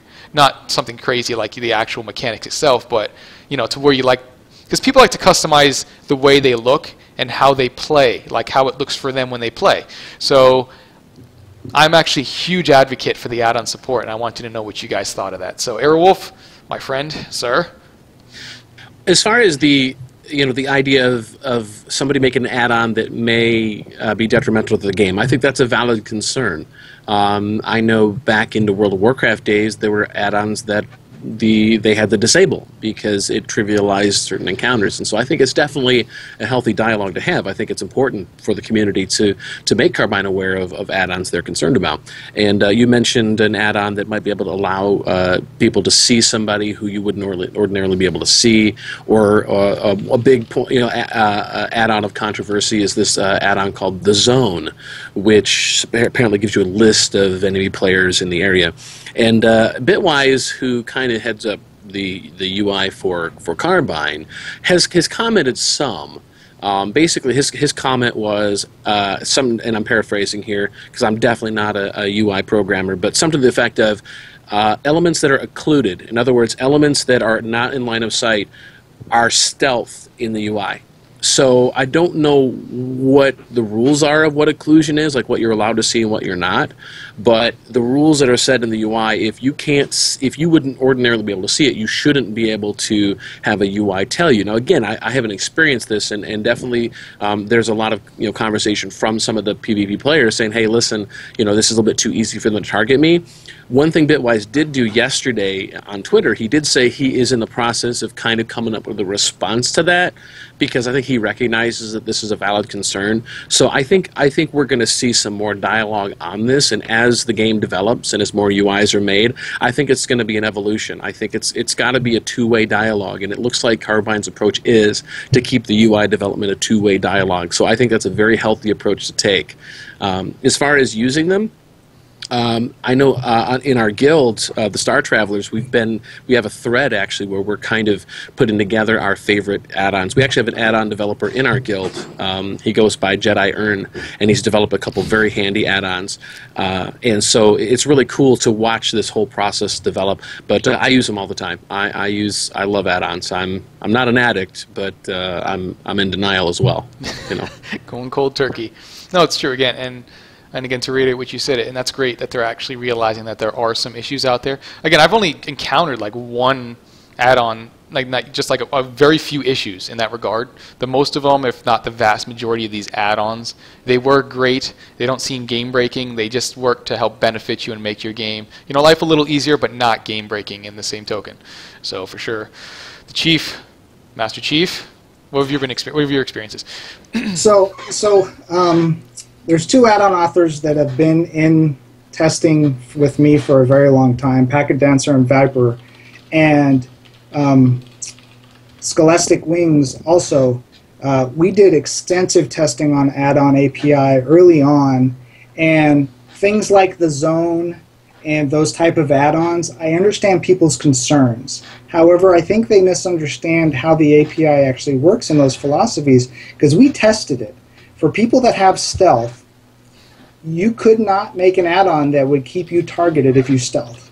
Like Mike was saying, it is designed around if you can't see it, you can't show it within the API. You can't use an add-on to make you visible. If you hit stealth for the zone, you will be off the target. Now, that may have changed. This was early testing probably a year ago that we were checking on this stuff. So we did extensive testing in all the UI aspects of what you could and couldn't do, and we plugged a ton of holes. There was an add-on at one time where if somebody was standing next to a mailbox, we could literally pull the shirt off their back and all their money out of their bags. That was a big hole. It got plugged really quick, There has been extensive testing on this API to make sure that there's not going to be problems with the add-ons and what it can and can't do. Is all the holes plugged? Probably not. But that's just the nature of the beast of having an open API. I would rather have an open API that has a couple of plugs that need to be done than to not be able to have good, effective add-ons. I'm all about the extra information. I like to look in my bag and go, oh, do I have some of these in my bank? We don't have any add-ons that do that yet, but I expect it coming. We're tracking market analysis on your auction house. Those are not game-breaking add-ons. These types of things are really good for a game. And so add-ons as a whole, I'm fully in support in. Add-ons that exploit or break the intent of the game, I don't support. I'm really happy that our combat system doesn't need like the big boss mobs type of add-ons. And we don't need to have required add-ons for anybody. So, yeah, I'm looking forward to what people do come up with in the future, but we have a ton out there already. Some really talented add-on authors have made some phenomenal stuff that the dev team would have never been able to develop or never would have had time to think about. That's why Open API is so great. Absolutely. And again, I would have to say the vast of pretty much every single person out there completely agrees. Add-ons that are detrimental to a game, get rid of them. They're done. That's not what we need for a healthy community and a healthy game. That is the last thing we need, especially since it stifles competition or the way the game is played. So, absolutely. And well said, Master Chief. Boss, I love that. I love it. It's amazing. Okay, just to prove, see, I am just the chief. Regular chief, no stars. The chief.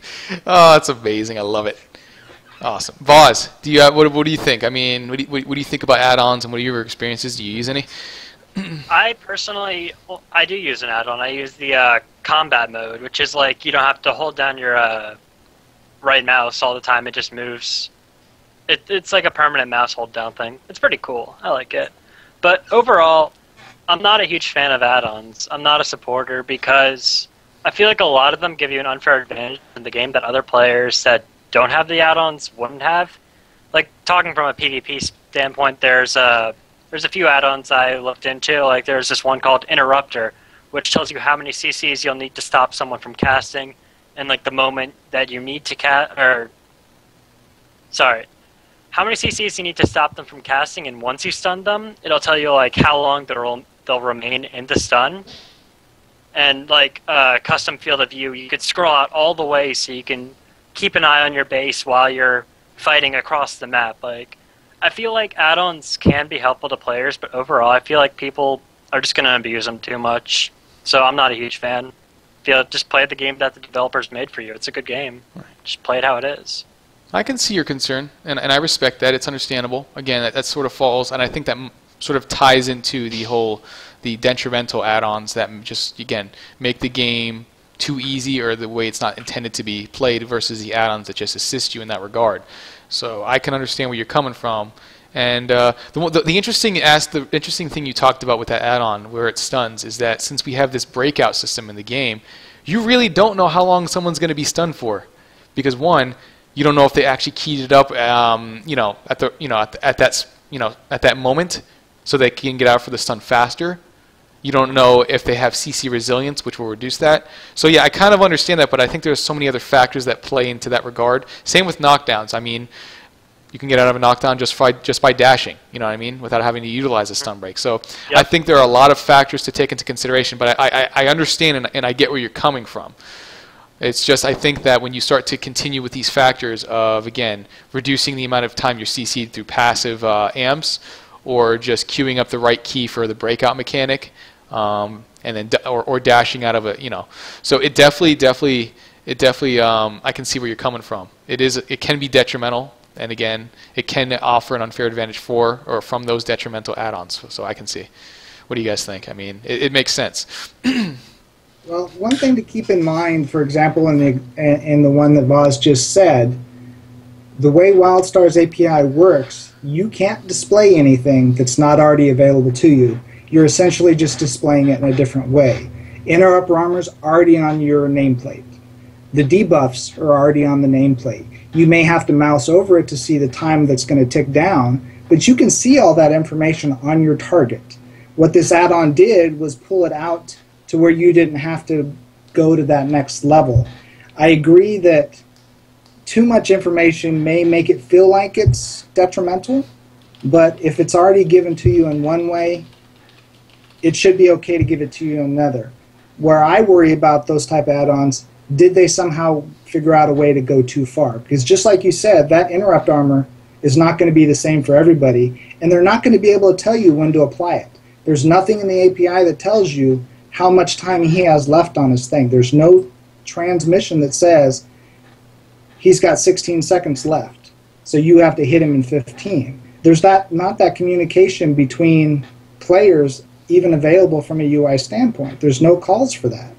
The only thing you can see is your own personal nameplate and how long yours is going to happen, from what I understand. I could be wrong, but in our early testing, we couldn't find ways to get that information, and believe me, we tried to prove and I think whether you could or not. Right, I think that's why it's a very healthy thing to have a two-way dialogue, from the community and the developers to kind of share this information. I'm curious about what Bitwise his response is going to be. He's very factual based, so he's going to deal in facts. In fact, most of the team is not into hyperbole. If you say something like, "Well, half the people are doing this," that doesn't mean anything. That's just hyperbole. So, you know, a factual based conversations about the impact of add-ons, I think is where it needs to be, and I think that's what Carbine's interested in doing. So I'm very, and as you look at an MMO, it's a relationship, right? It's a long-term deal. Where the game is now, where the add-ons are now, is not where the game's going to be in 6 months or a year or 2 years or 5 years. So that constant two-way dialogue, I think, is going to be key. Absolutely. Awesome. What do you got, Vaz? You got something? Going back to what the chief said about like how you could scroll over onto their Master Chief, excuse me. I was out of luck. No, but going you back guys to are what he giving me said, so much trouble. I apologize, Master. Salute when you say that. No, but going back to what Master said, when you scroll over on under their names and you can see how much time they have left in their debuff, yeah, you can do that. But when you're like going back to PvP again, when you're going back to PvP and you're not going to be scrolling over their your mouse while you're fighting them with one hand. It's like, oh, where, like giving information that is available but so much easier to get.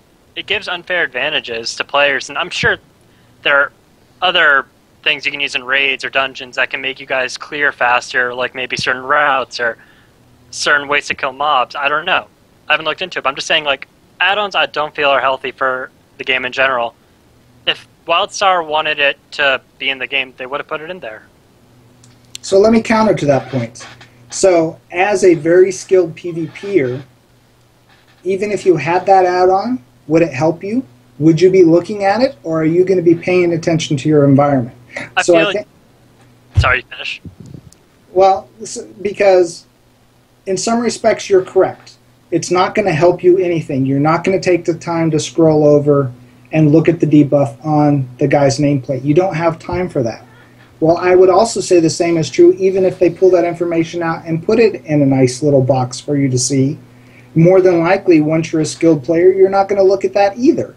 So where the add-ons would be helpful is for me, the non-PvPer, trying to learn how to PvP. That add-on might be beneficial, but after a while, you're probably just going to turn the thing off because you don't need it anyway. So I mean, I know what you're saying, but I also agree. I'm trying to say that it may not necessarily be bad for all people, and I don't think it's going to give an advantage because if you're turning to look at the add-on during the fight, you're probably going to lose the fight anyway. I mean, it's a fair point, but also it can help you win the fight. Say this target is CC'd for 3 seconds. You can tell your team, hey guys, this guy can't move. Throw everything on him. But if you're like, okay, you know, he might be CC'd for another half a second, so let's try to focus somewhere else, you know? It's giving you an advantage you wouldn't have. But I do see your point, and I do agree with what you said. Well, I just want to add also that there was the comment, you know, if they didn't want it in the game, they would have, you know, if they wanted it in the game, they would have put it in. Actually, WildStar they build all of their add-ons with the exact same tools that they give the players. Actually, Carbine wants players to come up with cool stuff, and they want to be able to incorporate these things in the game. So if it does turn out to be something that that all the PvP players are using, and it does a better job of communicating what's happening on the screen without, you know, allowing it to be abused. These are the type of things I think eventually we may see incorporated into the game. I don't think it's necessarily a bad thing if somebody comes up with a better way to communicate what's happening on the battlefield to everyone else. And as far as the advantage, if you're a hardcore PvPer, I promise you, you're going to have every add-on you need to win. If you're in ranked, and it turns out there's one add-on that makes it just a little bit easier, I guarantee you they're all going to have it, and eventually it may become a part of the game. I think we all agree that there is a fine line between something that's abusive and something that's helpful, and I think just finding that balance is just going to continue. It's just going to continue to evolve as the game develops. Mm-hmm. Absolutely. Yeah. Yep. And that's fair. It's a fair point to be concerned, but it's also a fair point to give players freedom, and I think that's what the add-ons do, is give the players freedom to, again, to customize a UI, to make themselves, you know, feel like that this is where I want the specific skill to be set. Maybe they don't want to look all the way down on the bottom of the screen, you know, to look at a specific skill. Maybe they want to use a specific add-on that allows them to put their skills right underneath their character's feet. So, you know, just to make it a little easier for them. I don't think it gives an unfair advantage in that regard. I just think that it's sort of like personal preference in that regard. So, you guys have anything? Keep in mind that with a person like Bitwise and his team, how many people are making the UI for you compared to how many people in the community can come up with phenomenal ideas. Cell Junk is a primary example of a UI add-on that is almost essential to the game for everybody's comfort. It's not needed, but everybody wants it. You know, it's just those little things that somebody goes, oh, well, why didn't they put this in? Well, they got a team of 5 that can only address so many issues in a given day. So I think the healthy dialogue, not doing the flag waving, no add-ons, all add-ons, but having the conversation, having the community come up with those things, and like Mike said, you come up with an add-on that's helpful for PvP, they may say, well, yeah, that's a good idea, but only to this point. So they trim the API and say, you can take it this far. So it's just, it's a healthy environment, and the fact that they designed it from the ground up to be that way is huge, because so many games add UI modding after the fact. Right. So Having so many things available to you in the beginning is also just amazing. And having this is also just another step in that direction, is having more of a complete game. Okay, and you guys have anything else for add-ons? I love that topic. I knew we were going to have some controversy there, and that's what I wanted, because, you know, it makes sense. It's good to see it from both sides. It's true. It's a good discussion there. Absolutely. Good discussion. Because, you know, some people may not like add-ons. You know, some people may want to just stick with the vanilla style, what you have, and that's understandable. Some people want to completely overhaul the way they like to see their character played and how they target and so on and so forth, and that's fine too. So giving that freedom, but also allowing, you know, the actual vanilla game itself also have a solid setup is also fine. All right, to the next topic. Let's see. Housing. One of the very few games that introduces housing at the beginning. They usually introduce it towards the middle, quite a bit after launch. No, this game does it at the beginning. Not only does it do it at the beginning, but it does it in such a massive way that I can't really... It's so ridiculous of how much customization that you really have in this game. The customization is out of this world. I mean, I've seen people put up pianos that they've made up from individual parts. You know what I mean? Just, it's the amount of customization they give you for housing is so ridiculous and so amazing, but it also gives you a functional value as well as an aesthetic value to it as well. So giving you that option to, you know, either make your housing plot, you know, either completely aesthetic and just look really neat, or have an actual functional value to it is also amazing too. It can assist your teammates. You know, it can have some of the plugs, well, quote unquote, the plugs are the ones for your that you put into your housing. You know, maybe transport you to raids. The functionality is definitely amazing on top of the customization. I didn't get to play with it too much. I kind of messed around. I did some really weird stuff, like put a couch on the side of a tree, and it worked. So I don't think there's gravity. You have to worry about that. But what do you guys think? What kind of experiences did you guys have? You guys make anything? Or what do you got, Airwolf?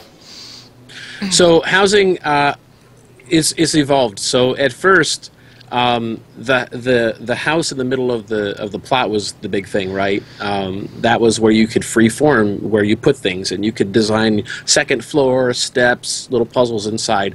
Outside of the house, you had little plugs where you could put things in. You had the sockets so you could put the plugs in for the different events, and then you had some predefined places you could put your lights, your benches, and things like that outside. Well, since then, they've converted the entire housing plot into free form. You almost don't even need the house. You can design anything you want to. A friend of mine named Cobra Shade designed this maze. I wasn't expecting it. He whispers me in game, and he says, "Hey, come check out my cool maze." And I zone in, and this was incredible. It was this epic maze that, I mean, it was hard to even... I mean, I really struggled. Sorry, my dog is wanting my attention.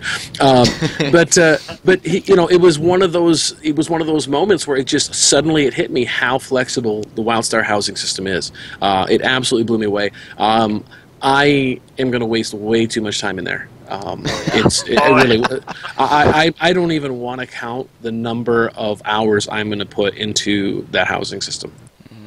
Absolutely. Again, customization, making it special to you, and also sharing that with your friends with a neighboring system is also key, especially from a functional standpoint. It's going to be awesome. I'm going to take care of the dog real quick. I'll be right back, guys. Yes, sir. Chief, I want to know your experiences. Did you do any housing, and if you did, what'd you make? I've done more housing than I can probably actually talk about. The housing system is pretty cool. The fact that it was one of the first DevSpeak videos that they ever put out on their public website, I mean, it was one of the first articles that came up as a WildStar Wednesday, you know. It was like right there in your face at the very beginning that this game is focused on having social aspects, and your housing is part of that integral piece. Like you said, you got your neighborhoods, you can have friends and family, you can have your circle associations, you got all these different aspects in your house, but your house is unique. You got your housing plot in the middle. You can have up to 4 small plugs, 2 large plugs, and like Mike was saying, you can put stuff pretty much anywhere as long as it's not one of those plugs. Those plugs do have some limited factors to them, and I wrote an article right here on MMORPG.com called Housing Plugatory that addresses that. But the huge amount of variability that you can put into those houses is just crazy. The locations you get for items that you can put into your house is insane. You have an entire trade skill architect that's just for making housing items. But there's also items that you get as drops. There's items you can only get in dungeons. There's only items you can purchase with PvP currency or raid currency. Some that are just flat out bought with money. And all of these go into providing you buffs.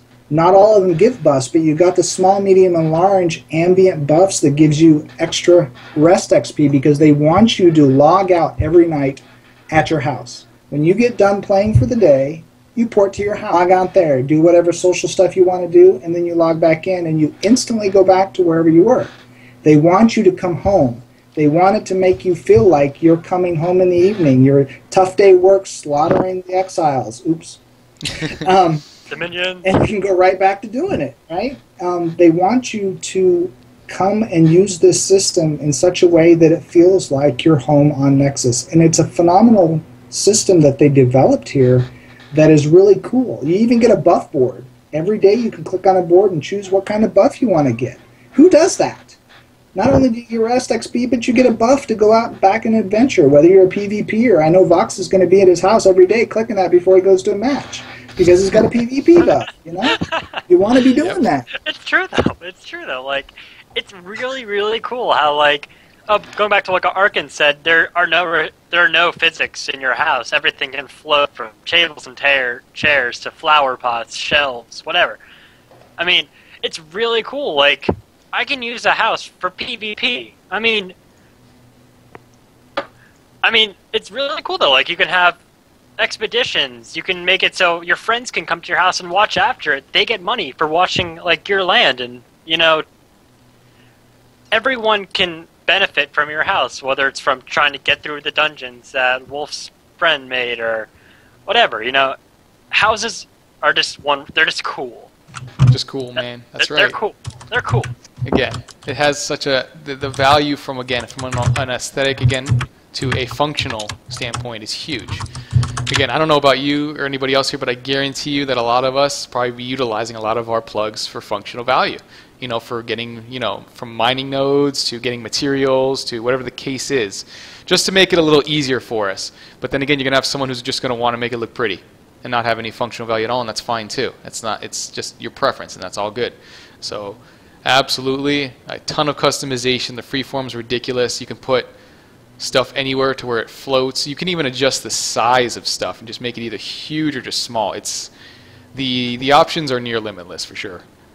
Well, and you got to keep in mind that some of those plugs are only unique to housing. So you have challenges that can only be done on a house. You're not going to find that challenge out in the world. That you either have to buy or you get as a drop. You're going to have dungeon entrances or basically like ship hand or adventure type things that are only accessed via housing. So now you got the social aspect in your guild to say, well, I've already got this one. Everybody just use it here. Somebody else put up a different one.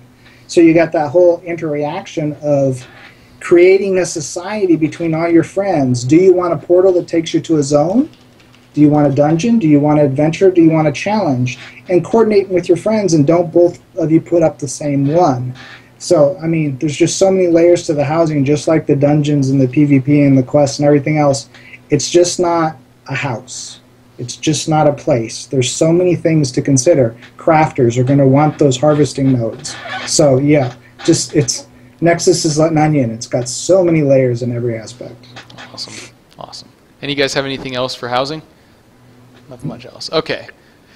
Unless I missed something, we're going to close this off with a sort of, I guess some people may consider this a, not really controversial, but, you know, a little, something that they're concerned about is the payment model for this game. Right.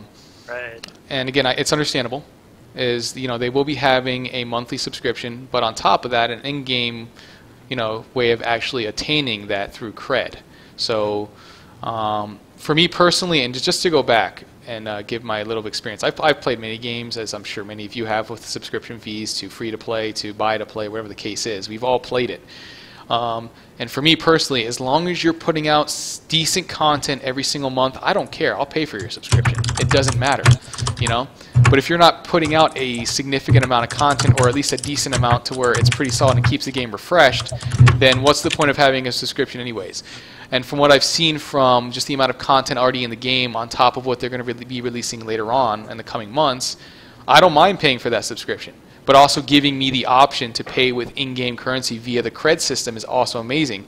So you could have someone who, you know, may have a lot of money but doesn't really, you know, care for gathering stuff, or doesn't have a lot of in-game time to get currency and whatnot.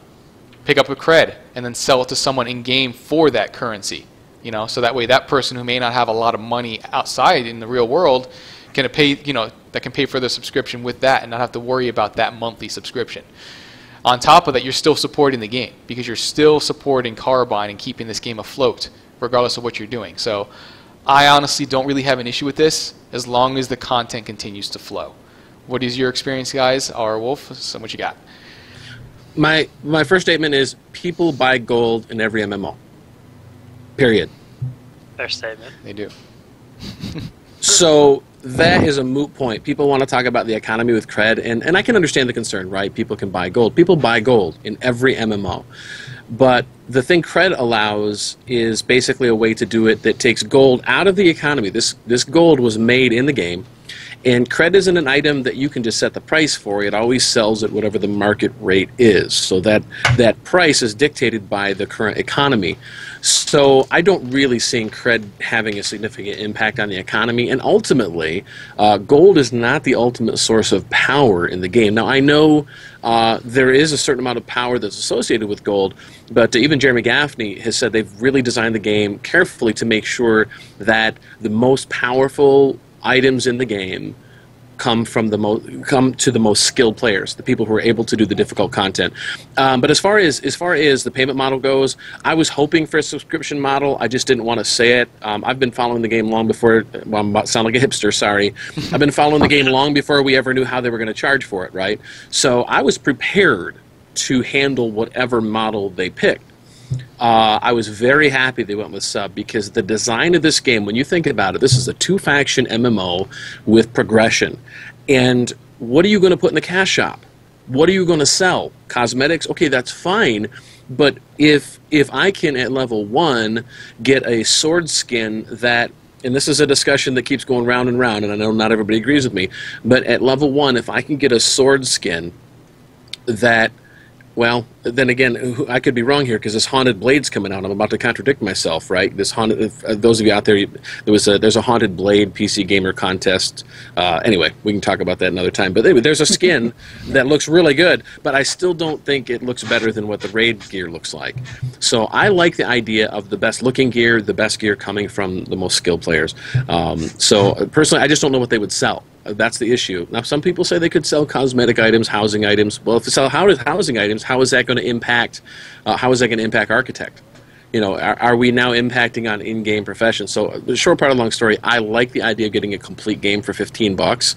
I like the idea of knowing exactly what I'm going to spend every month. So, to me, I'm a big fan of the sub. Absolutely. Again, giving you that choice. You don't have to spend with in-game currency or with in-game currency, and just real life money gives you the option. And again, like you said, as long as that content is there, I mean, because again, I don't really know of any other game from my personal standpoint that puts out a decent amount of content every month to justify that subscription. There really isn't very much, if any at all. So, Master Chief, sir, what do you think? So, I would say I'm like Mike. I've been actually testing this game since October 2012. I was committed to the game before I ever even heard an inkling of what the payment model is going to be.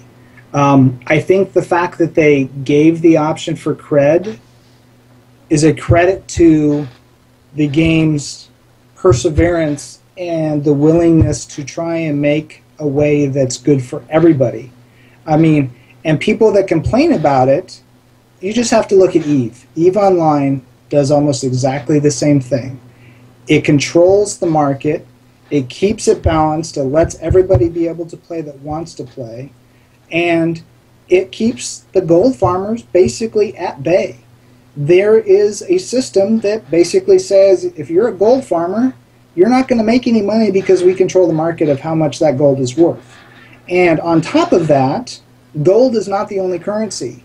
Most of the best items in the game, you have to earn through other systems. You have to earn your renowned by grouping up, your PvP currency for by PvP, and your elder gems at in-game. So what if you have a ton of gold? What good's it going to do you? There's only so much you can buy with gold. So, yes, cred is taking gold out of the market. It's taking it out of the gold farmers' hands and giving a way for people to pay for a subscription. Will this game ever potentially go to free-to-play? No. Will they have enough subs to keep going?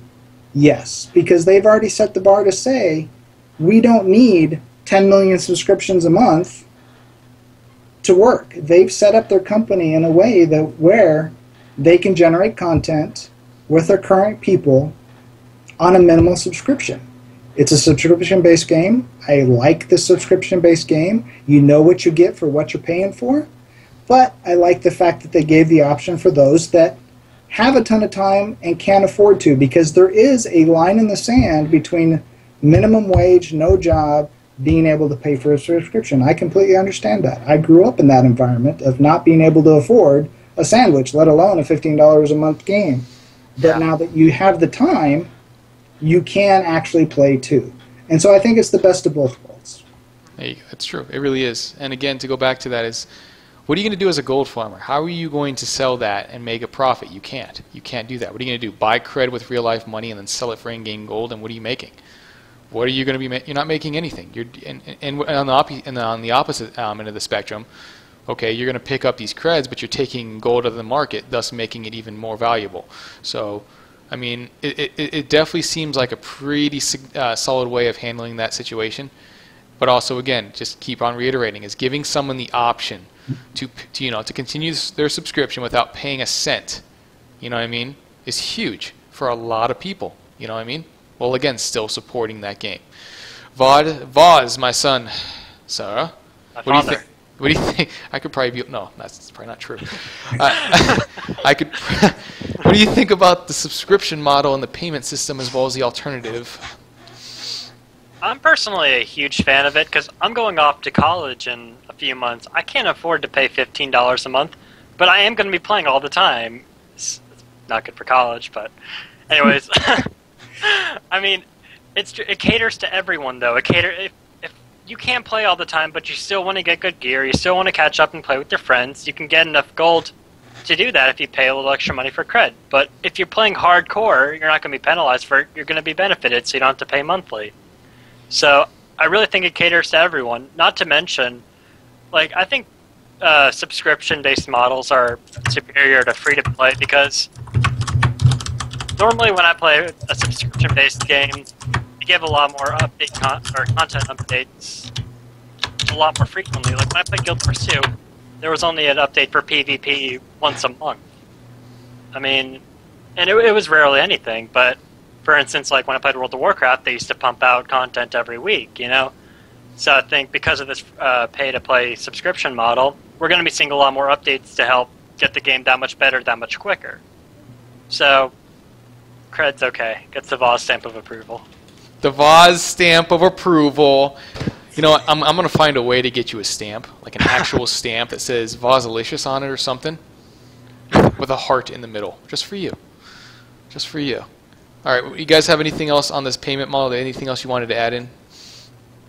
No, I think one of the questions that keeps coming up over here, and I'm trying to answer, they're like, well, is the price of cred, it's going to fluctuate minutely, but that's something that's closely monitored and controlled by Carbine. It's not going to be one of those things where cred's going to be, let's just throw a number out there, 10,000 gold this month, and next month it's 20,000 gold. They're not going to let it happen like that. It's going to be part of the currency exchange. There's going to be some fluctuation, but it's not going to be crazy. It's no different than what EVE does. I mean, for the most part, there's a pretty consistent price on whatever they call the EVE currency. I used to play it, and it's a pretty fair system, and I think it works really well. And I think Carbine is taking lessons from that type of system and that payment model because they had devs that came from there. So, I think it's going to be a really good system.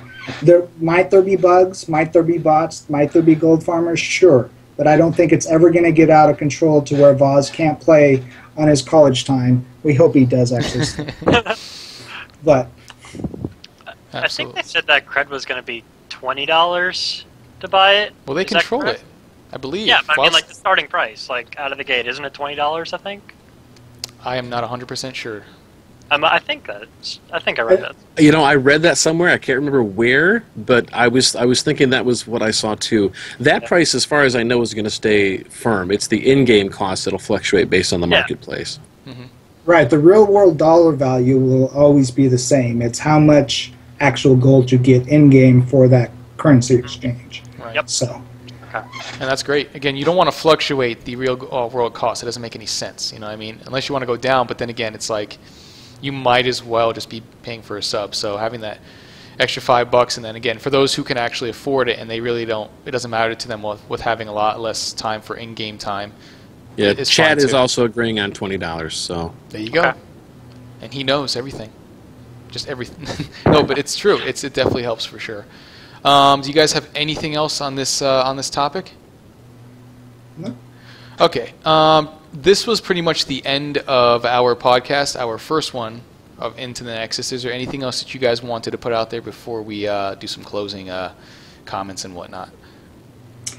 I would like to make one small plug just for the lore.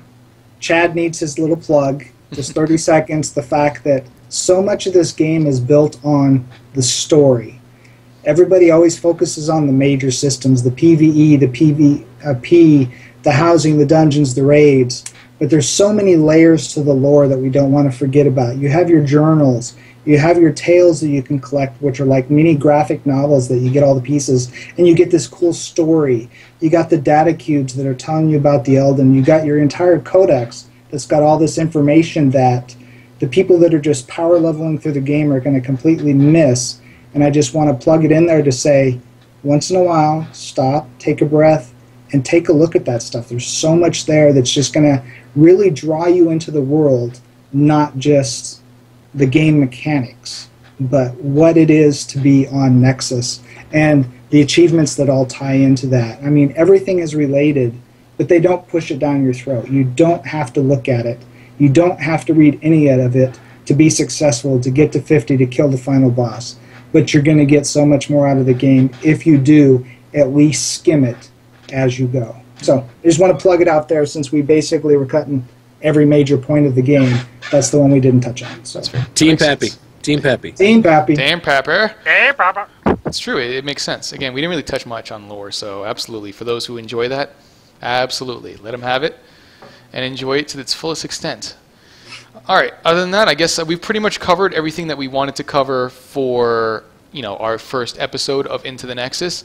We're just going to close off with, again, I wanted to thank all of you guys, for coming in here and doing this, taking your time out of your day. Aura Wolf, Chief, Sarkhan, Master Chief, I'm bowing. And Voz, I want to thank you all again very much for assisting and then coming in and giving all the content to a lot of the viewers and even stuff that I miss. I don't, not a lot of us knows everything. So when you bounce off ideas and topics, it definitely brings out for an interesting discussion. So I wanted you guys to tell everybody where you're from or who you represent, if you wouldn't mind, and we'll start with you, Aura Wolf, if you wouldn't mind, sir. Sure. Well, my name's Aura Wolf, and I run a fan site called WildStarFans.net. Also host a podcast called the Planet Nexus Cast. I'm also a guild leader of a guild called Star Travelers. So we'll be rolling on the Storm Talon server, Exiles side. Go Exiles. We also have social networks. We're on Twitter at WildStar_fans, or you can find me on Twitter at ArrowWolf. And we also have YouTube channel, WildStar Fans, Facebook, all that good stuff. So it's been great being here. Thanks for the invite. Awesome. Thank you for coming. Chief, Master Chief. I know it's not Master Chief, but I love it because you have the pay. You deserve that pay raise. So he is the master. He is the Master Chief. Chief Sarkhan, if you wouldn't mind telling everybody where you're from and who you represent. I'm the master of knowledge of and insanity. So, as Anres is fond to say, I am the excessive compulsive to the extreme. So, I am Chief Sarkhan. You'll find me on Twitter and Twitch as Chief_Sarkhan. You'll find me over on YouTube as Chief Sarkhan, all one word. I stream as part of the MMO FTW stream team right here on this channel, as well as my own channel when I'm not scheduled. That schedule comes out every Monday, so if you want to check out any of the team, every Monday, just come check out the schedule right here on MMORPG.com. I'm also a guide writer over on WildStarFans.net. Thanks to ArrowWolf, all my guides for WildStar are up there for your perusal, so you have time to get over there, read all those, get up on your knowledge of the basics of the game, and then if you haven't pre-ordered, that should clinch it, and you'll pre-order before midnight and jump in and play with us. I also occasionally write articles here on MMORPG.com. I have a few of them for different games. I do game reviews. I stream all the time. My show is called Ask the Chief for a reason. I'm all about partaking the knowledge, having the dialogue, getting people to understand different things about games, because the biggest thing about a game is understanding what the devs have tried to accomplish, not what you want the game to be. And so I stream all the time of all the different games, whatever you want to see, and answer as many questions as I can. I'm not all-knowing, but I usually have lots of spreadsheets to back up what I'm talking about, because he does. He's all-knowing. Don't let him fool you. He is all-knowing. So, anyway, that's me. I am a retired Navy chief. I actually did 20 years in the Navy, for those that keep asking in the channel. Yes, I did 20 years, and now I'm retired, and I have a real job, but I also do all of this stuff, too. So, thank you for your service, sir. Thank you. And I really appreciate you coming by. Vaz, let us know where you're from and who you're representing, kind sir, Mr. PvPer. All right, I am from Atlanta, Georgia, and I represent Sitting on a Couch. Just the way you said it. Was that bad? That's awesome. That's awesome, man. Keep going. Do it again. Keep going, please. I am Vaz. No. Anyways, I guess I got found out playing Guild Wars 2. I played at the top tier of that PvP. I also play League of Legends on the side. Gold 5. Woo. Woo. Woo. And, yeah, if you guys... I don't do any streaming, unfortunately, and my webcam is top tier quality, as you can tell. But, yeah, if you guys want to, play with me on WildStar, check me out. I'll be on the Pergo server. Just add me, VOZ. Let's do some PvP. Oh, that rhymed. Nice. Nice, dude. Hey, thanks for coming by, Vaz. I really appreciate it. And my name is Arkin, Arkin Big Heart, or Big Heart Gamer. I am also representing Sitting on a Couch Gaming at sittingонacouch.com, and I want to thank them for allowing us to do this, and inviting us all to do this as well. So they're very kind. I do have a YouTube channel, and I also do have a Twitch channel. My Twitch channel is Big Heart, one word, _ gamer. And then my YouTube channel, just look for Big Heart Gamer, and you'll find it. And again, I will be streaming this game pretty much consistently at a competitive level for PvP. I will be playing a warrior. So I want to think. Me and Arkin will be on a team for arenas. Look forward to that. Potentially. Maybe. No, we are. We are? We are. Well, he knows more than but yeah, awesome. We had a great time, and I want to thank you all again for coming in here, and thank everybody in the channel for hanging out with us. And I believe we'll be doing I don't want to say this wrong. A weekly podcast. No, I believe it's a bi-weekly podcast. Bi-weekly. Isn't it? Bi-weekly, every other Friday. Yep. Thank you. Every other Friday. It's going to be the second and fourth Friday of each month. Same time, 7 p.m. East or 4 p.m. Pacific. So thank you all for coming by, and we really appreciate it. And we'll see you in game. Head Start's coming up soon. Take care. See you guys.